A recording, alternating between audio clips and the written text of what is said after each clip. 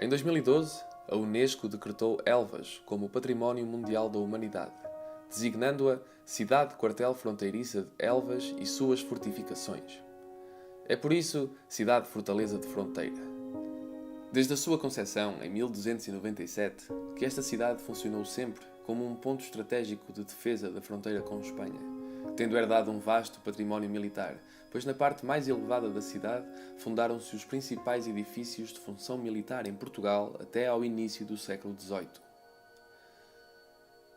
Situando-se a 8 km de Badajoz, em Espanha, Elvas era a principal entrada para o país vizinho, com uma fortificação com 11 portas e 22 torres que fez dela a maior fortificação abaluartada de Portugal.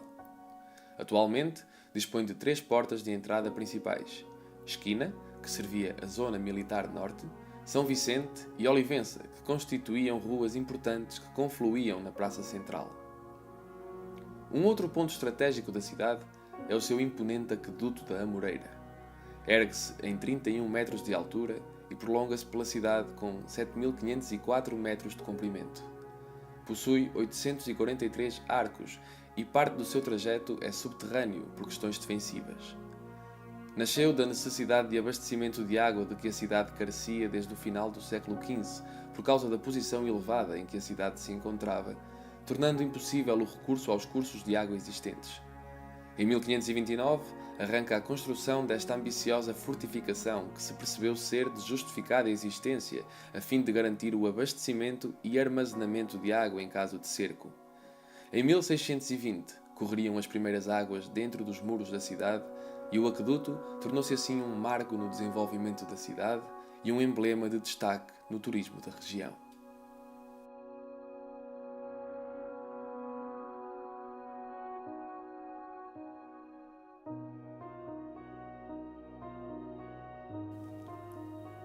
Cercada de uma forma sublime pelas fortificações abaluartadas do centro histórico, Elvas merece a este nível a distinção de melhor testemunho do primeiro método holandês de fortificação a nível mundial. E isto deve-se, sem dúvida, ao estado de conservação de excelência em que se mantêm estas fortificações, que ficaram na história por constituírem o maior campo entrincheirado de fosso seco do mundo.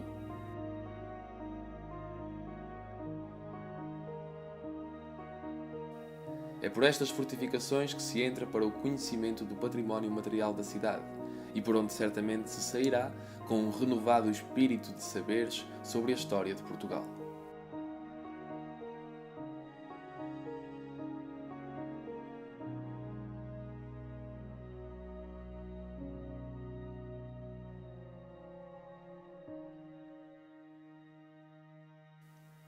A paisagem militar é ainda pautada pelos seus fortes de Santa Luzia e da Graça e pelos fortins, estruturas mais pequenas que serviam como primeira linha de defesa militar.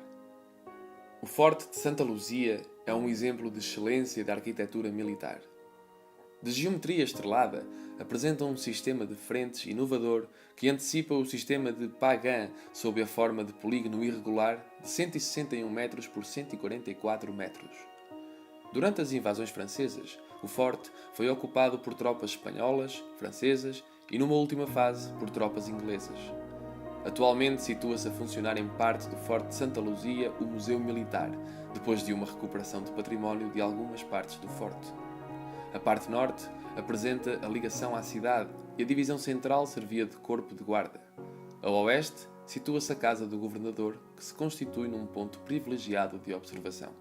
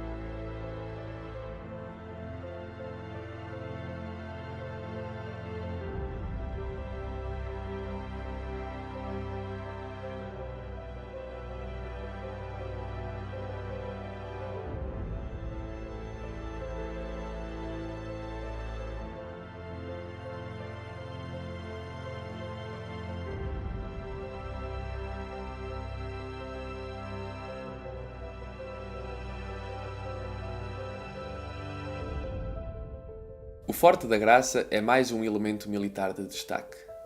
A obra monumental terminou em 1792 e chegou a ter 6.000 homens a trabalhar na sua construção. Foi inicialmente construído com dimensões menores do que as que apresenta atualmente. Mas em 1762, o Conde de Lippe, a quem se associa a construção deste forte, decretava ser urgente a construção de uma obra que efetivamente salvaguardasse a principal praça do país. Para tal, a construção teria que garantir uma capacidade defensiva significativa, pois se fosse tomado pelas tropas inimigas, constituiria uma enorme ameaça para a cidade.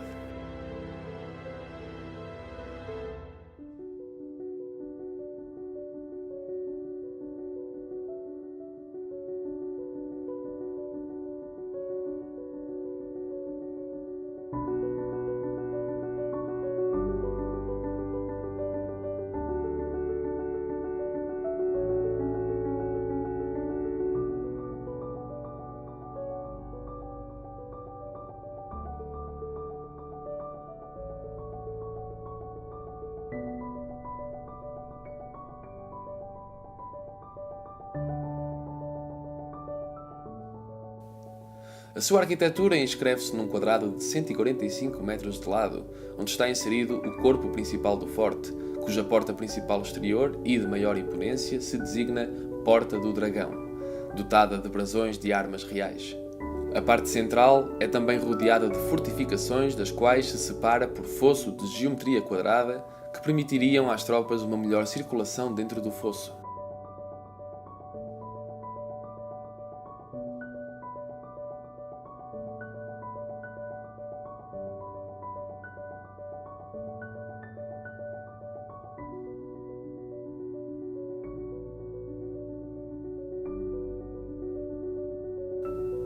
É sobre o reduto central que se ergue a Casa do Governador, situada numa posição com vista privilegiada para a cidade e para os outros elementos arquitetónicos, e a partir da qual o governador comandava mais facilmente as operações de defesa.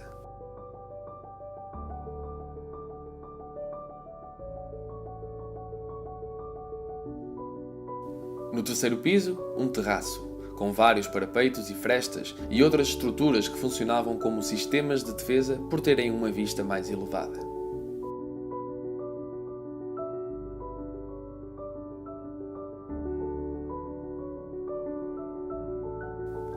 O Forte da Graça, pela sua magnitude, constitui-se num dos mais importantes baluartes do século XVIII, que desenhavam uma das linhas de defesa contra invasores mais importantes em Portugal. No interior, no fosso do reduto central, encontram-se várias instalações com inúmeras funcionalidades no tempo do presídio. Os dormitórios, que serviram também de prisão, ocupavam as galerias frestadas. Até 1986, o Forte da Graça funcionou como prisão militar, para onde eram enviados essencialmente militares condenados por crimes de desobediência.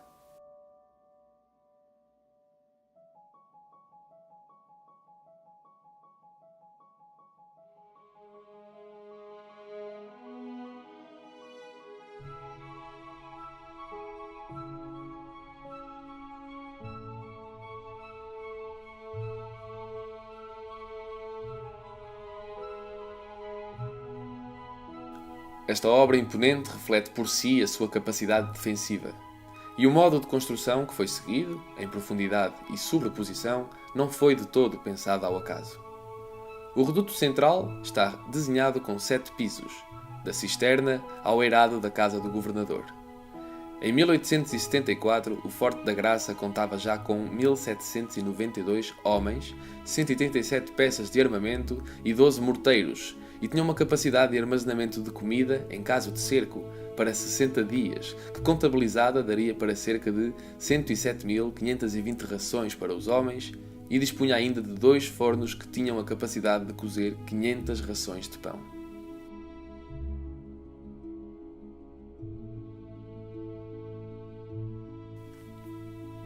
A Casa do Governador, também presente no Forte de Santa Luzia, era um edifício inexistente em semelhantes obras arquitetónicas da segunda metade do século XVIII. Era por isso um elemento militar raro à data. Caracteriza-se pelas suas estruturas, que visam o aproveitamento do espaço em profundidade para a proteção da cisterna, e dos paióis, que eram estruturas que essencialmente serviam para armazenar munições. Era separada por fosso para maior proteção do governador, que era o elemento-chave na sua posição de destaque no teatro de operações contra o inimigo. O Forte da Graça foi tomado pelas tropas francesas durante a Guerra Peninsular, entre 1807 e 1811, que já tinham também conquistado Évora. Porém, mais tarde, o exército anglo-luso expulsaria as tropas espanholas que também por ali passaram, e estas acabariam por dirigir-se para Lisboa. Do Forte da Graça vê-se para lá de tudo. As inúmeras estruturas defensivas ditam o esforço hercúleo da defesa de Portugal na sua linha de fronteira. Para lá do quase impossível esteve o esforço sobre-humano do homem, porque perto estava o sonho de Portugal ser mais. E foi pelas suas gentes que Elvas também se tornou uma cidade tão ímpar. Rostos que em cada expressão é traço de uma história sem fim, que sem dúvida se enriquece com este pedaço de património imaterial, partilhado através das suas memórias orais. São elas a memória do que Elvas foi e como se tornou cidade-fortaleza. São eles que contam sobre esta cidade, do que a tornou tão mística, do que fez com que nunca a esquecessem, e porque dela são parte estruturante no que é a sua identidade.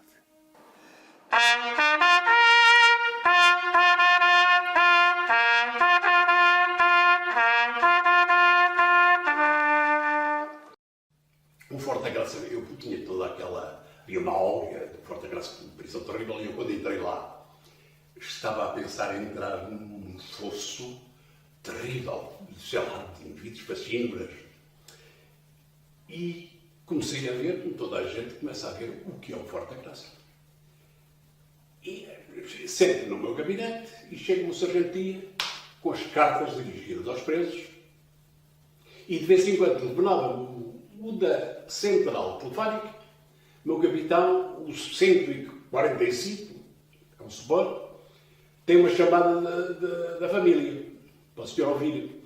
Portanto, o que acontecia? As cartas seriam lidas pelo comandante, já previstas para um sargento que assinalava os aspectos mais possivelmente gravosos, e as chamadas seriam ouvidas pelo comandante do posto disciplinar.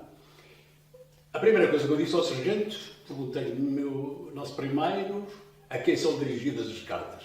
Esta é para aquele, tu faz favor, vai entregá-las a eles. E a partir de hoje não abre mais nenhuma carta para nenhum preso. O Forte da Graça era um serviço muito rigoroso por causa dos presos, que nessa altura havia perto de 600 presos no Forte da Graça.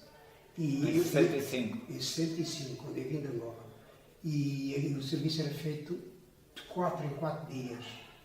E tinha que fazer as formaturas todas dos presos, desde o pequeno almoço, tinha que fazer as formaturas, tinha que os chamarem, depois o almoço, depois o jantar e depois a recolha dos presos nas secções, que aquilo é formado por 3 secções, primeira, segunda e terceira. A primeira era dos indivíduos já lá estavam há muito tempo e estavam bem, pronto, já estavam mais ou menos dentro do esquema do Forte. O da segunda secção eram os intermédios que estavam entre a primeira e a terceira, e os da terceira secção eram aqueles que vinham pela primeira vez e que não sabiam que era o Forte da Graça. Não, era só militares, não era nada. Militares em que era a Força Aérea, era a Marinha e era o Exército. Ali, portanto, ficavam toda essa pessoal de prisões, não é? Portanto, a Força Aérea e a Marinha estavam tudo lá preso nessa altura. Vestiam todos a mesma roupa, o mesmo tipo de roupa? Não. Cada um vestia a roupa a que pertencia, quer a Força Aérea, quer a Força Marinha, quer o Exército. Quer dizer, ali não havia distinção da farda. Se era do Exército, trazia a farda do Exército. Se fosse da Marinha, trazia a farda da Marinha.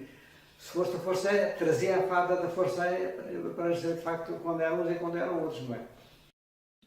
Mas havia lá um que era, esse cada vez que ia, era roubar automóveis. Cada vez que ia, passado uns dias, recebíamos lá uma comunicação lá da Guarda Republicana, lá da zona dele, a dizer que o indivíduo tinha roubado um automóvel, que estava lá, não sei o quê, lá tinha que ir uma escolta a buscá-lo. Depois tinham dado tido e iam uma escolta a buscá-lo. Entretanto, vinha, pronto, era algum processo, ele já era desertor, era um processo disciplinar que se arranjava ali, Pronto, era estas coisas que aconteciam. Um primeiro sargento Ribeiro, que já faleceu há uns anos, ele é que é o encarregado lá daquilo. Mas aquilo era para distribuir depois para o pessoal, oficiais e sargentos e praças, pronto. Mas pagava-se. Ninguém trazia de lá, ninguém, cá de nós, não é?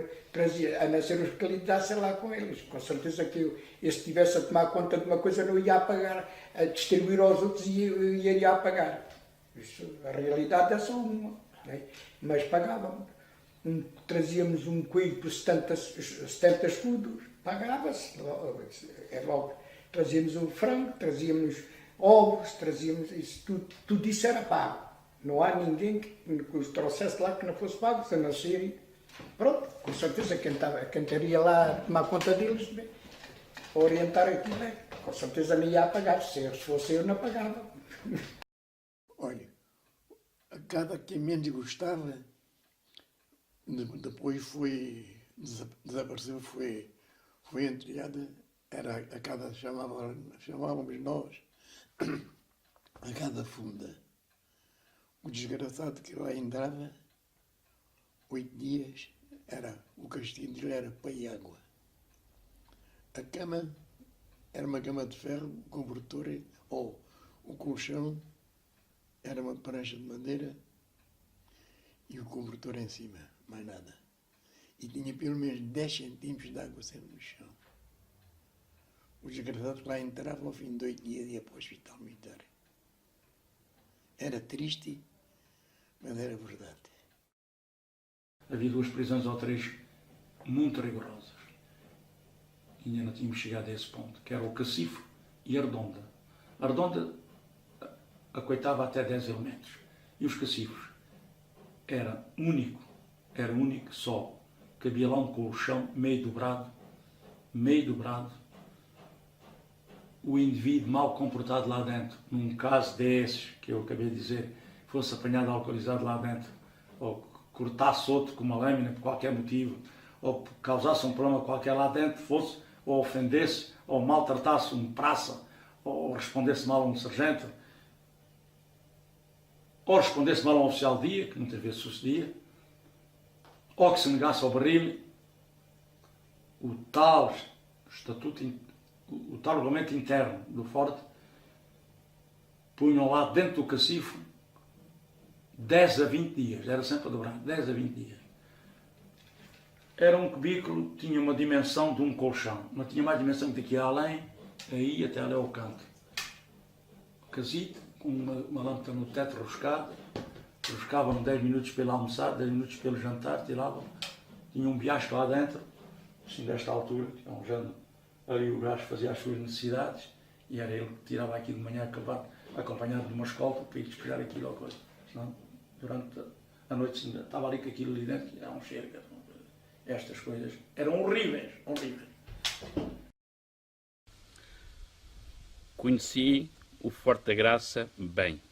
Estive lá cerca de 4 anos. Estive preso dentro do Forte da Graça, porque eu tinha aventuras. Fui buscá-lo a descer, aonde está uma fonte do lado direito com os eucaliptos muito alto.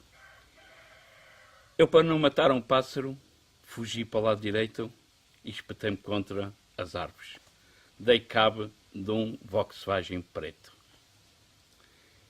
Mas o carro continuou a trabalhar e eu fui a buscá-lo.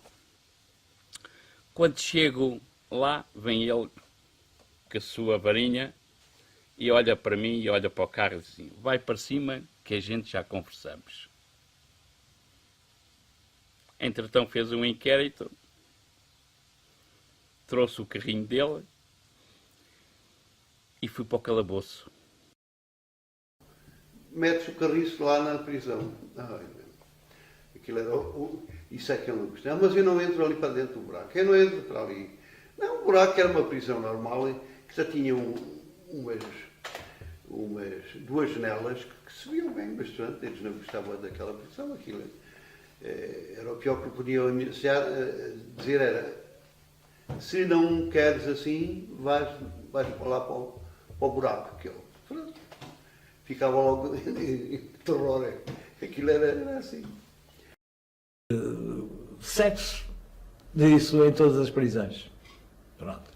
E depois havia uma questão que era interessante, é que os homossexuais que vinham da Trafaria, na Trafaria, não sei que sistema é que tinham, é que deixavam-nos acasalar.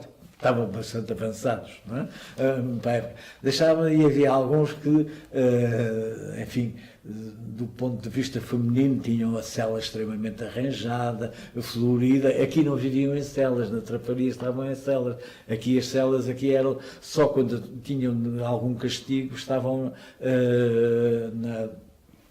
numa das galerias de fora, que era muito grande, muito fria.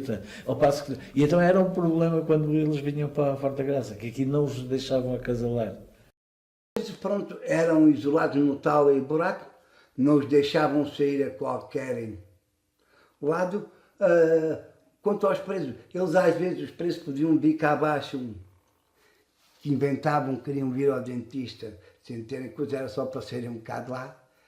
Cortava-se um bocado dessas coisas a eles, fazia-se aquelas coisas que se cortavam, era a ida do médico, pronto, fazia-se de outro, e faziam-nos andar a limpar, já não faziam isso ao militar é normal, mas aos presos faziam-nos andar a limpar aquelas muralhas todas, a arrancar ervas, a varrer, pronto, apanhar pedras, está a perceber? Era limpar aquilo para andar sempre limpo. Porque aquilo à noite, eu não sei se nem a maior parte, só quem lá passou, né? Aquilo nas noites de inverno, aquilo parece, veja a altitude que aquilo tem, não é? E há momentos, também há dias, também se passou comigo, em que a gente estava lá aqui debaixo, um nevoeiro cerrado, você começa a subir, e aquilo tem mesmo uma altura enorme, começamos a subir, passamos por meio do nevoeiro e estamos lá em cima um dia lindo de sol, só que não se vê nada cá para baixo, só se vê o nevoeiro completamente, e lá em cima tudo é sol, e de inverno era o frio. Então, durante o tempo que lá estive, só houve um preso, que foi para uma cela daquelas fora, onde entrava a água. Onde entrava a água nessa cela. Extra isso, não, todos os presos viviam no reduto para dentro. Ou seja, onde nós tínhamos a enfermaria. A nossa enfermaria não era fora do reduto, mas sim dentro mesmo da parte onde estavam os presos. Os presos viviam numa caserna, dormiam na caserna. Recordo-me de, bom, na altura de fazer a barba era como uma gilete. E então o preso, uma das coisas que gostava de ver era, deitava para o lume uma embalagem de espuma de barba já deteriorada, depois aquilo dava um estalo também 2 da manhã e o fumo, e o lume dava-se cabo, pronto. Mas isto como estou a dizer, e os presos, o cara que era a vida deles, era o preso que aparecia ali naquela altura, era desertores. Não era grandes crimes, nem nada disso, não. Era a base de indivíduos que eram desertores. Os três sabiam que, a certa altura, certos problemas eles tinham que vir cá abaixo. Tinham ou ao hospital ou ao dentista. Então a única maneira que eles tinham de sair daquelas paredes onde estavam era vir ao médico, ou vir a coisas. Por isso andavam sempre a tentar enganar-nos com falsas doenças. O ser humano tem determinadas características maquiavélicas, chamemos assim, que eu considero maquiavélico. O que é que faziam? Arranjavam um soldado dos guardas, do pessoal que fazia lá serviço, e metiam-lhe 500 escudos no bolso. Epá, traz uma garrafa de uísque, uma garrafa de bagaço, tens aí 500 paus. Oh, o gajo ficava todo cheio naquela altura, tinha 500 paus, um gajo tem 500 paus com uma garrafa de bagaço.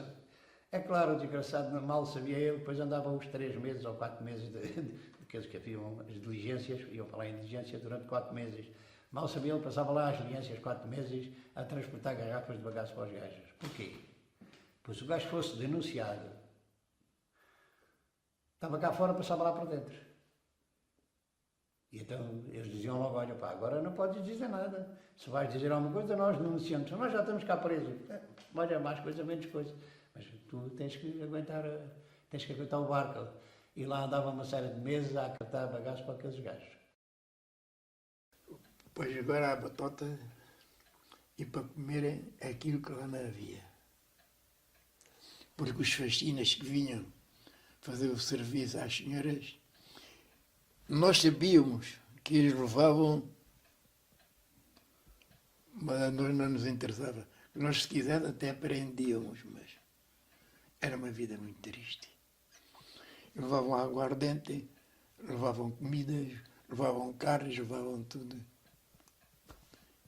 E eles com 1 litro de aguardente faziam 5 litros.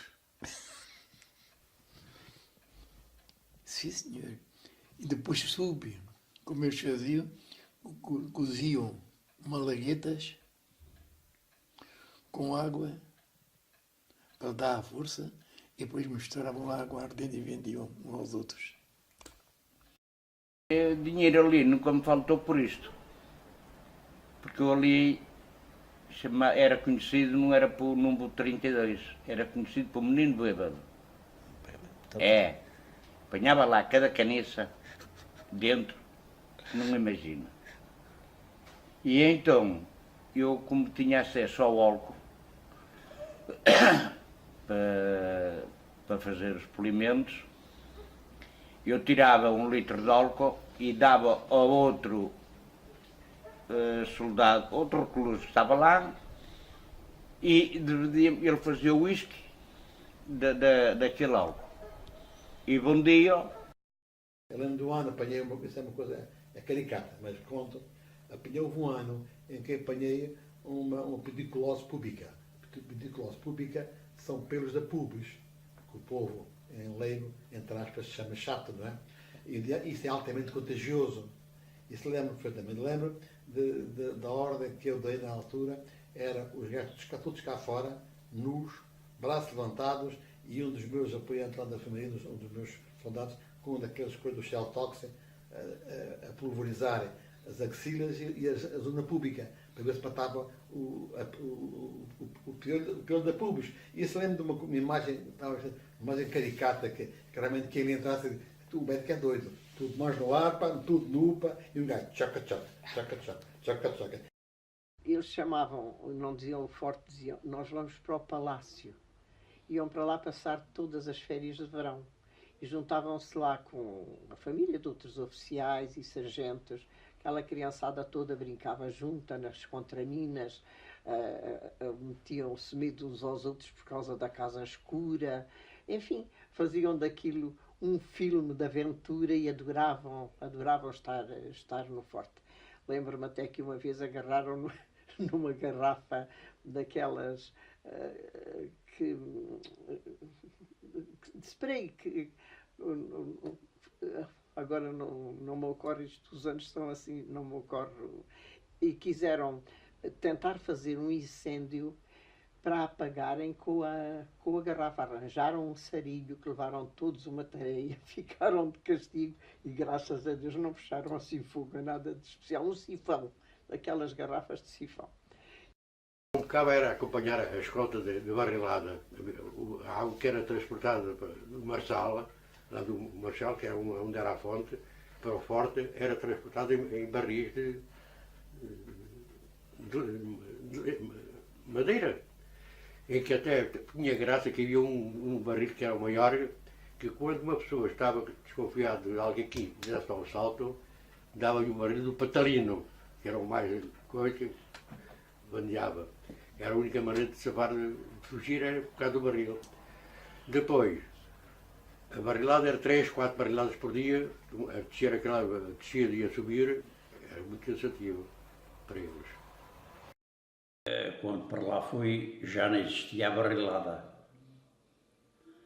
A barrilada, conforme eu tenho aqui uma fotografia, que era na altura que havia o barril, em que os presos, os mais mal comportados, iam fazer aquilo 2 vezes por dia, de manhã e à tarde.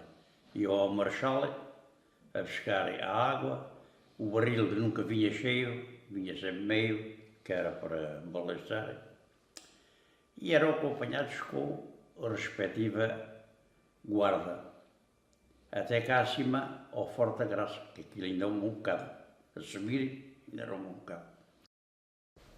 gostei muito de lá estar.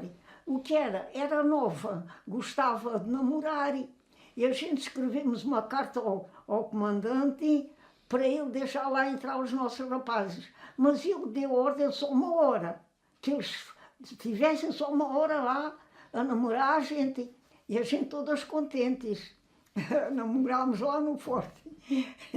E assim passámos os dias a trabalharmos na costura, a bordarmos, e assim é que passávamos os dias, porque não saíamos de lá. Os pais não deixavam sair a gente. Mas muito sossego. Tanto homem que ali havia, mas não se ouvia um palavrão. Não se ouvia nada. Estimavam ali a gente. Teve lá um alemão preso, também muito tempo, e chamava-me senhorita, senhorita, e falava para mim, mas eu não o percebia. Eu não o percebia, começava-me a rir, e ele atirava-me beijos, com a mão atirava-me beijos, e deixava-me rir também. Teve ali muito tempo. Era um senhor alto, com uma farda muito bonita, e umas botas altas até ao joelho. Era um lindo rapaz. É do meu bisavô, que é o capitão António Brás, que é de Elvas e que foi governador do Forte da Graça nos anos 20, mais ou menos entre 20 e 30. E há aqui particularidades, a maior particularidade que há nas histórias que eu posso contar relativamente a esta época em que ele foi governador é o facto de ele ter sido anos antes prisioneiro no âmbito da Primeira Guerra Mundial e na derrota que nós tivemos na Batalha de Lally. Ele foi prisioneiro, como muitos outros companheiros de armas, e foram para um campo de prisioneiros na Alemanha. E tiveram lá quase 1 ano. E, portanto, aquilo foi uma... Enfim, foi uma experiência muito forte para ele, não só porque viveu uma derrota, para o militar é das coisas piores que pode acontecer, mas porque também foi prisioneiro. Quando o convidaram para ir para ser governador do Forte da Graça, ele apanhou um choque, porque ele não queria acreditar que passava de prisioneiro na Alemanha para carcereiro em Elvas. No período de férias, portanto, era um dos locais onde eu passava as minhas férias. Cada vez que o meu pai estava de serviço era ir passar o dia, portanto, ao forte com ele. Às vezes, quando era nos fins de semana, ia de manhã. Quando não era dos fins de semana, porque eles iam numa viatura militar e eu não podia ir na viatura militar, depois ia a pé e ia lá ter. E gostava, passava lá os dias no forte e pronto, a ver o ambiente, a ver como é que funcionavam os quartéis, e foi, digamos, o meu primeiro contacto com a vida militar, e talvez aquilo que levou a que eu gostasse da vida militar foi, portanto, os tempos que eu passava no forte, quando estava de férias e quando ia para lá fazer companhia e estar com o meu pai. Eu penso que podia ter sido mais cedo o fim, mas em setembro de 89 o Sr. Presidente da República na altura, o Dr. Mário Soares, procedeu a uma presidência aberta no Alentejo e fez questão de visitar aquela casa. E então mantivemos abertos mais algum tempo para que o Sr. Presidente a visitasse, e então, após essa visita, uma quinzena, 3 semanas depois, o Sr. General Comandante da região, na altura, Almeida Bruno, ordenou que se procedesse à entrega da chave no R8 e aquilo fechou definitivamente. Eu vou ler aqui o poema, que é um poema, são 2 quadras e 2 tercetos, é o que se diz que é um soneto, não é? E então diz assim a Elvas: ergue-te, ufana do passado glória, em torno majestoso e triunfal, da bravura se faz teu pedestal, revives orgulhosa a tua história.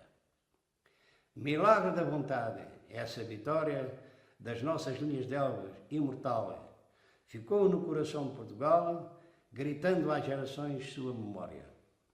Elvas conserva, embora carcomidas, suas nobres muralhas bem erguidas, como padrão dos louros tão distintos, E elas dizem, ansiosas, a quem passa, sejam todos vocês fortes da graça, e será Portugal o que era de antes. Maria do Rosário Melo e Sousa, uma poetisa elevense.